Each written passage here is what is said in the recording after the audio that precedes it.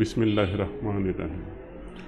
সাধারণত আমাদের কাছে যে রোগীগুলো আসে তাদেরকে যখন আমরা জিজ্ঞেস করি আপনার খাবার কোনটা পছন্দ বা ক্ষুধা কেমন লাগে, দেখা গেলো তারা কিন্তু ওই মুহূর্তে তার মাথাতে যে ধরনের কথা আসে সেটা বলেই চলে যায়, একতরফা যেটা মনে আসে সেটা বলে চলে যায়। কিন্তু অ্যাপেটাইট এই বিষয়টা ক্ষুধা এবং ক্ষুধা মন্দা এই পয়েন্টের সাথে অনেক কিছু আপেক্ষিকভাবে জড়িত থাকে।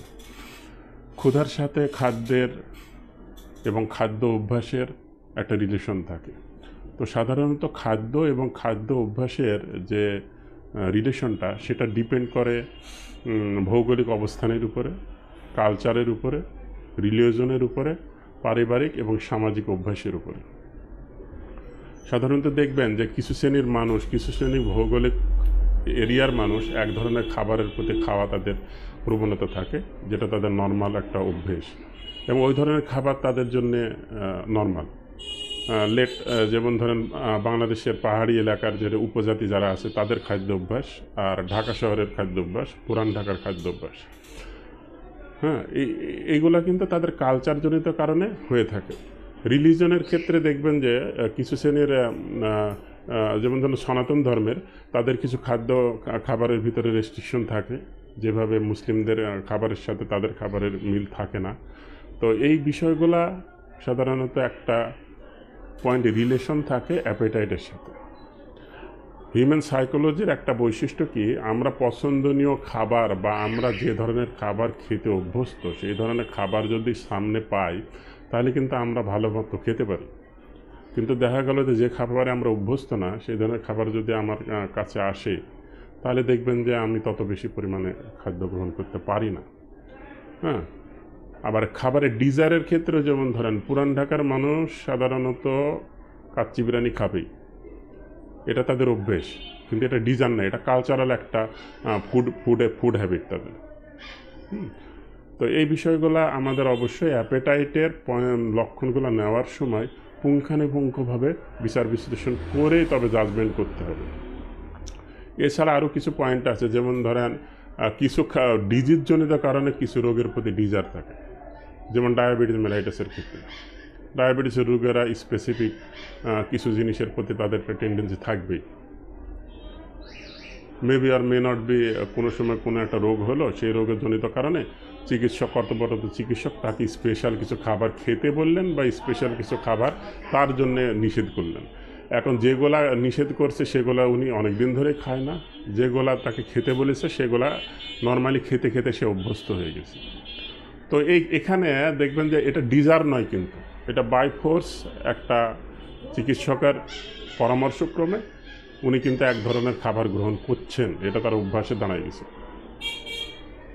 এই বিষয়গুলা এই অ্যাপেটাইটের ভিতরে যখন কোন খাবার পছন্দ অপছন্দ আমরা যখন পয়েন্টগুলো নেব, কিন্তু পুঙ্খানুপুঙ্খভাবে বিচার করে নিতে হবে, নাহলে কিন্তু সমস্যা হয়ে যায়। আরেকটা হচ্ছে ফুডের সাথে অ্যাপেটাইটের সাথে বিশাল কিছু পয়েন্টে রিলেশন থাকে, সে ডিজিজের রিলেশন থাকে, আমাদের হোমিওপ্যাথিক মেডিসিনের রিলেশন থাকে। তো ডিজিজের রিলেশন কেমন, যেমন ধরেন কিছু কিছু খাবার আছে যেগুলো অপুষ্টিজনিত কারণে এই রোগের এই সমস্যা, ওই খাবার থেকে যে ধরনের নিউট্রিয়েন্টস বা খাদ্য উপাদান প্রয়োজন হয় যেগুলো তার শরীরে নাই, যেগুলো ওই খাবারগুলো খাইলে হয়তো বা তার উপকার হবে, সেটা কিন্তু আপনাকে অ্যাডভাইস করতে হবে ডিউরিং কনভারসেশন এবং টেস্টিংয়ের সময়। কিন্তু এই পয়েন্টগুলো আমাকে অবশ্যই বের করে নিয়ে আসতে হবে। কিছু কিছু খাবার আছে যেগুলো খাইলে রোগীর হয়তো বা ক্ষতি হতে পারে, হাইপার অ্যাসিডিটি, পেপটিক আলসার বা কোলেস্টেরলের হাই কোলেস্টেরলের রুগী, ডায়াবেটিস মেলাইটাসের রুগী, হাইপার টেনশনের রুগী, হ্যাঁ, থাইরয়েডের রুগীদের জন্য কিছু ধরনের খাবার নিষেধ থাকে, কিছু ধরনের খাবার আদেশ থাকে।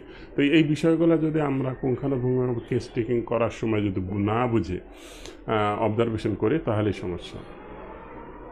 কিছু কিছু খাবার আছে যেগুলো রোগের বৃদ্ধি করে, কিছু কিছু খাবার আছে রোগের অ্যামিলিউরেট করে। তো কোন খাবারে খাইলে রোগীর সমস্যা হয়, কোন খাবার খাইলে রোগের উপশম হয়, এটা দুই ধরনের। ফুডের সাথে রিলেশন অ্যাগ্রেভেশন অ্যান্ড অ্যামিলিওরেশনটা দুই ধরনের রিলেশন বহন করে। একটা হইতেছে মেন্টাল স্যাটিসফ্যাকশন এবং আনস্যাটিসফ্যাকশন। যে খাবারটা খাইলে তার মানসিকভাবে সে একটু অস্বস্তিতে পড়ে, সেই ধরনের খাবারগুলো কিন্তু মেন্টালি তার কিন্তু অ্যাগ্রেভেট হিসেবেই মনে হবে, সে বিরক্তি ফিল করবে, সে একটা আনইজিনেস ফিল করবে। রুগীর কাছে কিন্তু সেটা সেই ধরনেরই মনে হবে, সে কিন্তু এসে সেভাবে কথা বলবে, এটা কিন্তু তার মানসিক লক্ষণের সাথে রিলেটেড, এটা কিন্তু আবার অ্যাগ্রেভেশন নয়। কিন্তু কিছু খাবার আছে যেগুলা খাইলে তার রোগের বৃদ্ধি হয়, সিভিয়ার অ্যাগ্রেভেশন হয়, সেগুলো কিন্তু আবার আলটিমেটলি আপনার অ্যাগ্রেভেশনে চলে যাবে। কিছু খাবার অ্যামিলিয়েশনের ক্ষেত্রে সেম ঘটনা। হ্যাঁ, সাধারণত দেখা গেলো রোগের সাথে যদি রিলেশন থাকে, যে খাবারে অ্যামিলিওরেটে হওয়ার কথা, উপশম হওয়ার কথা, রুগী যদি তাকে সে কনসার্ন হয় বা সে যদি জানে, তাহলে হয়তো কিন্তু সে এটা চায়। কিন্তু সাধারণত রোগজনিত কারণে যেটাতে উপশম হবে বা রুগীর উপকার হবে, সেইগুলোর প্রতি রুগীর টেন্ডেন্সিটা কম থাকে। আর রুগীর ওই ধরনের খাবারের প্রতি টেন্ডেন্সিটা কম থাকে বলেই ওই ধরনের রোগগুলো সৃষ্টি হয়। তো আজকের পরে থেকে আমরা যখন এই অ্যাপেটাইট এবং appetite with relation with food, এই পয়েন্টগুলো টেস্টিংয়ে যখন গ্রহণ করতে যাব বা রুগীর কাছ থেকে গ্রহণ করব, তখন আমরা চিকিৎসকরা পুঙ্খানুপুঙ্খভাবে তার ভৌগোলিক অবস্থান অবজারভেশন করব, তাদের কালচারের যে ফুডের হ্যাবিটটা সেটা আগে বুঝবো, তাদের রিলিজনের যে ফুডের হ্যাবিটটা সেটা আগে বুঝবো, তাদের পারিবারিক বা সোশিয়াল যে ফুড হ্যাবিটটা সেটাকে আন্ডারস্ট্যান্ডিং করেই কিন্তু আমরা তখন এই পয়েন্টগুলো নিতে যাব। দেন তার পরবর্তী পয়েন্ট থাকবে যে রোগের সাথে রোগের অ্যাগ্রেভেশন বা অ্যামিলিয়েশনের সাথে কোনো ফুডের রিলেশন আছে কি না, তার মাইন্ডের সাথে কোনো স্যাটিসফ্যাকশন বা আনস্যাটিসফ্যাকশন কোনো কোর পয়েন্ট আছে কিনা কোনো ফুডের সাথে। দেন কিন্তু আমরা জাজমেন্ট করতে পারবো যে এই ফুডটার সাথে তার ডিজায়ার অ্যাভারশন আছে কিনা, অ্যাগ্রেভেশন বা অ্যামিলিয়েশন আছে কিনা। তাছাড়া কিন্তু এটা বোঝা অসম্ভব। Thank you.